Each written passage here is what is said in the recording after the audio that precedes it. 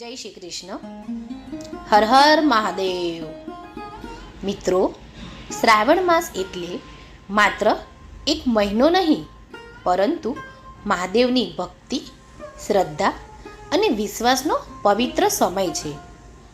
કહેવાય છે કે મહાદેવને પ્રસન્ન કરવા માટે મોંઘી પૂજા કે મોટી વસ્તુઓની જરૂર નથી. જરૂર છે તો માત્ર સાચા હૃદય અને સાચી ભક્તિની. પણ શું એક ગરીબ માણસનો ચડાવેલો માત્ર એક લોટો જળ પણ મહાદેવ સુધી પહોંચી શકે? અને શું એ એક લોટા જળથી તેના જીવનમાં મહાદેવની કૃપા વરસી શકે? આજે શ્રાવણ માસની આ હૃદયસ્પર્શી વાર્તા તમને એક એવી વાત શીખવશે કે ભગવાનને તમારી પાસે શું છે એ નથી જોવું, તમારા હૃદયમાં શું છે એ જોવું છે. તો ચાલો જાણીએ રમેશની આ અનોખી ભક્તિની વાર્તા. હર હર મહાદેવ. એક નાનકડા ગામમાં રમેશ નામનો એક ગરીબ માણસ રહેતો હતો. તે ખૂબ જ મહેનતુ હતો, પરંતુ જીવનમાં સતત મુશ્કેલીઓ આવતી રહેતી. ઘરમાં પૈસાની તંગી હતી અને પરિવારની જવાબદારી પણ ઘણી હતી. એક દિવસ શ્રાવણ માસની શરૂઆત થઈ. ગામના બધા લોકો વહેલી સવારે મંદિરે જઈને ભગવાન શિવને દૂધ, ફૂલ અને બીલીપત્ર ચડાવતા. રમેશ પાસે એટલા પૈસા ન હતા. તેના મનમાં વિચાર આવ્યો, હું મહાદેવને શું ચડાવું? મારી પાસે તો દૂધ ખરીદવાના પણ પૈસા નથી.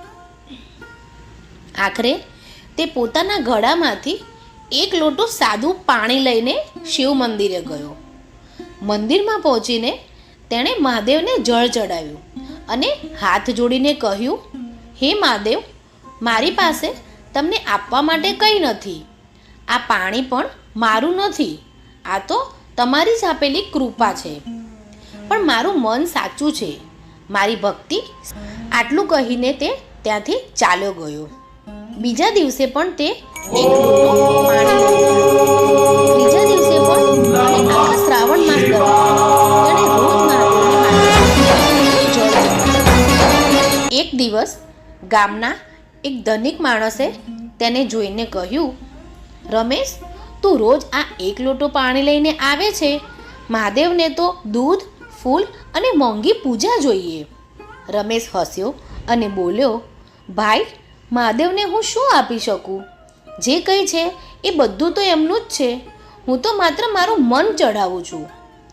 થોડા દિવસો પછી ગામમાં ભારે વરસાદ પડ્યો. નદીમાં પૂર આવ્યું. ગામના ઘણા ઘરોને નુકસાન થયું. રમેશનું નાનું ઘર પણ પાણીમાં ઘેરાઈ ગયું. પરંતુ તેને હિંમત ન હારી. તે પરિવારને લઈને મંદિર તરફ ગયો. સવારે જ્યારે ગામના લોકો મંદિરે પહોંચ્યા ત્યારે તેમણે જોયું કે મંદિરની બહાર પાણીનો મોટો પ્રવાહ હતો, પરંતુ શિવલિંગ પાસે એક ટીપું પણ પાણી પહોંચ્યું ન હતું. ગામના પૂજારીએ આશ્ચર્યથી કહ્યું, આ મહાદેવની કૃપા છે. રમેશની આંખોમાં આંસુ આવી ગયા. તે બોલ્યો, મહાદેવને મેં ક્યારેય મોટી વસ્તુ આપી નથી.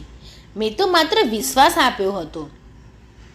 તે દિવસથી ગામના લોકો સમજ્યા કે ભગવાનને દેખાડો નથી જોઈતો, સાચી ભાવના જોઈએ છે. વાર્તાનો સંદેશ એ છે કે શ્રાવણ માસમાં મહાદેવને શું ચઢાવ્યું એના કરતાં વધારે મહત્વનું છે કે કયા ભાવથી ચઢાવ્યું. એક લોટો જળ પણ પૂરતું છે જો તેમાં સાચી શ્રદ્ધા હોય. મહાદેવને સોનાની જરૂર નથી, મહાદેવને સાચા હૃદયની જરૂર છે. આ શ્રાવણ માસમાં ભગવાન શિવ પાસે મોટી વસ્તુઓ ન માગો. માત્ર એટલું કહો, હે મહાદેવ, મને સાચા માર્ગ પર ચાલવાની શક્તિ આપજો અને મારા મનને શાંતિ આપજો. હર હર મહાદેવ. જો તમને આ વાર્તા ગમી હોય તો વિડીયો લાઈક અને શેર કરજો અને આવી જ આધ્યાત્મિક વાર્તાઓ માટે મારી ચેનલને સબસ્ક્રાઈબ કરવાનું ભૂલશો નહીં. જય મહાકાલ. જો તમને આ વાર્તા ગમી હોય તો વિડીયો લાઈક અને શેર કરજો. અને આવી જ આધ્યાત્મિક વાર્તાઓ માટે ચેનલ સબસ્ક્રાઈબ કરવાનું ભૂલશો નહીં. જય મહાકાલ. રાધે રાધે.